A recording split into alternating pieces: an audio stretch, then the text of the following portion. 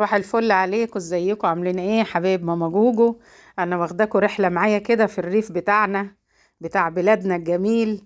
طبعا انا سافرت البلد وما كنتش ناويه اصور ولا حاجه، بس لقيت المناظر بقى تحفه، فقلت يا بنتي لا صوري، وري بقى حبايبك واصحابك وكل اللي عندك على القناه وكل اللي هيخشوا جديد وكل الناس اللي هتشوفك، وريهم الجمال والطبيعه بتاع بلادنا الحلو اللي ما يتقارنش بملايين العالم.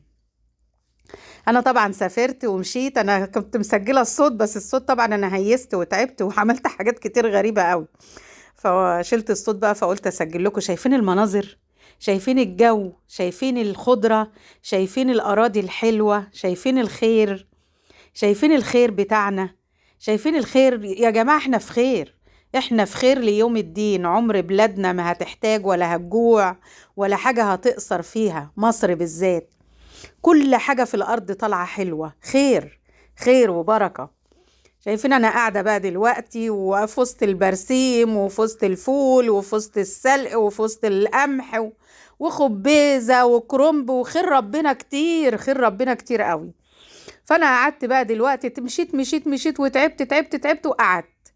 فطبعا عمالة أنقي من كل حاجة وعمالة أشوف كل حاجة وعمالة أتفرج على كل حاجة.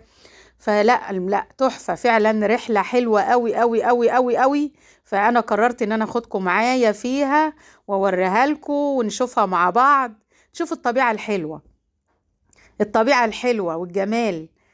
أنا هنا بقول لهم ده كوبري، قالوا لي ده الكوبري الدولي، فقلت لهم الكورنب الدولي. قعدوا يضحكوا عليا طبعا. فصححت المكان، فأنا بقول بقى البنت لا صوري بقى وهاتي لي الطبيعة والجمال اللي احنا فيه ده. شايفين الحلاوة؟ شايفين الجمال؟ شايفين البركة؟ شايفين البركة؟ والله محروسة يا مصر، محروسة.